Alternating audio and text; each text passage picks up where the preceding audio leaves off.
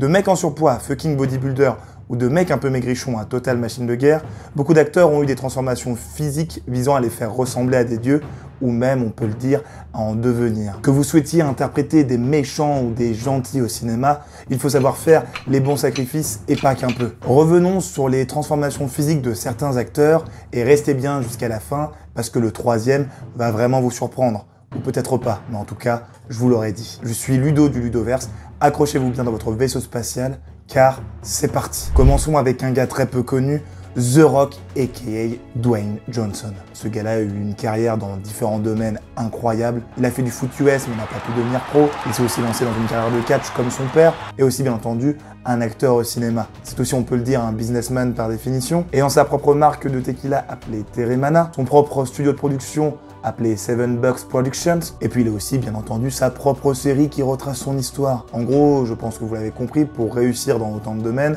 il faut que les termes que sont dedication and hard work en anglais soient totalement intégrés à la personnalité de The Rock. Et c'est bien entendu le cas. Nous allons nous concentrer un peu plus sur sa transformation physique, voulez-vous? Comme vous vous en doutez, il a toujours eu un corps très athlétique. Je parlais de son père précédemment, mais comme je vous l'ai dit, il était catcheur, donc bien entendu, son fils a pris un tant soit peu exemple sur son père. Il n'a donc jamais vraiment eu un corps qu'on peut dire maigrichon. Mais bon, si on fait un comparatif avec sa forme actuelle, parce qu'on peut parler de forme ici comme un Super Saiyan, je le pense, on peut limite dire que le jeune The Rock avait un corps de lâche à ce niveau-là. Il se sera entraîné régulièrement toute sa vie, mais vraiment l'entraînement qui va faire qu'il va atteindre sa forme la plus parfaite, c'est vraiment le training qu'il a dû réaliser pour interpréter l'anti-héros appelé Black Adam. The Rock avouera lui-même que c'était l'un des travaux les plus compliqués et difficiles en termes d'efforts à fournir pour avoir la carrure d'interpréter Black Adam. Ce qu'il devait faire était assez impressionnant.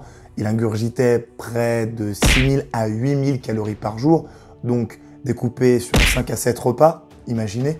On pouvait y retrouver bien entendu énormément de protéines dans des produits comme le poulet, le saumon, le riz, enfin les classiques, vous vous en doutez bien. C'est bien entendu son coach Dave Ramsey qui s'occupait de ses entraînements pour le film Black Adam, et ça fait bien entendu 10 ans qu'il le coach. Ce qu'il faut savoir, c'est que The Rock s'entraîne 6 jours par semaine, donc autant vous dire que c'est quelqu'un d'assez régulier, et chacune de ses séances sont orienté muscu et cardio, avec en général le cardio qui commence en début de séance et ensuite il enchaîne avec bien entendu des exercices musculatoires. On ne va pas rentrer totalement dans le détail, mais par exemple pour les jambes, il fait énormément de presse, de fente avec chaîne de musculation ou même encore des squats sumo. Comme vous l'aurez compris, The Rock ne triche pas. On l'a bien vu dans le film Black Adam justement, où il a enfilé son costume, qui était bien entendu fait sur mesure. À la suite de cela, il pesait en tout 126 kg. Et il n'est pas prêt du tout de perdre sa forme. Comme je vous le disais, il s'entraîne plus de 6 fois par jour, mais il a aussi ce qu'on appelle l'Iron Paradise, donc c'est sa salle de gym qui le suit partout. Oui, c'est une salle de gym portable, on peut le dire. Il faut près d'une centaine de personnes pour l'installer à chaque fois. Elle est transportée donc dans divers camions, dans lesquels on peut donc retrouver plus de 18 tonnes de matériel, d'équipement, etc. The Rock s'entraîne depuis qu'il est tout jeune, et ses transformations physiques ne sont potentiellement pas prêtes de s'arrêter. La seconde personne, c'est Jonathan Majors. C'est Kang le Conquérant au sein des films du MCU, donc c'est le grand méchant de la saga du multiverse, et c'est aussi Diamond Dame, l'ennemi et très bon ami d'Adonis Creed. Afin d'interpréter ses personnages au mieux, il a dû subir une transformation des plus ardues. Et pour cela, il lui aura fallu 2 coachs. Mark Rino Smith, pour tout ce qui concerne la muscu. Bon, ce gars, c'est un bodybuilder, un entraîneur de célébrité et aussi un acteur.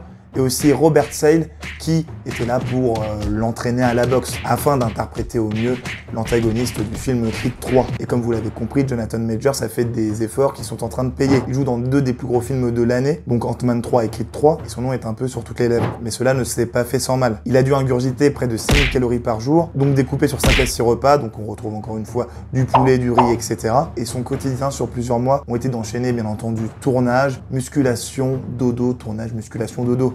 Voilà une routine qui en ferait rêver plus d'un, je pense, ou peut-être pas. Et grâce à ses efforts, il aura gagné près de 10 kilos, car en effet, il a dû en gagner 4,5 pour le rôle de Kang, 2,2 pour le rôle de Diamond Dame, et 2,8 kilos pour le film Magazine Dream, où il interprète un bodybuilder. Même si c'est moins impressionnant que The Rock, il pèse aujourd'hui 91 kilos et devra bien maintenir sa forme pour continuer d'interpréter Kang, qu'on reverra dans beaucoup de projets des films Marvel. Et le dernier, et pas des moindres, le réalisateur de Creed 3, le successeur de Rocky, ou encore le Black Panther qui a marqué beaucoup les esprits, je parle bien entendu de Michael B. Jordan. Pour pouvoir endosser chacune de ses identités comme il se doit, il a dû faire beaucoup d'entraînement. Il a été dirigé par son entraîneur et nutritionniste Corey Callier, et comme vous vous en doutez, Michael B. Jordan a dû souffrir. Pour créer des Creed 2, il devait faire énormément de courses, de boxe et de natation, sachant qu'avant d'interpréter le personnage d'Adonis Creed, il n'avait d'ailleurs jamais fait de boxe. Son training ayant pour objectif qu'il devienne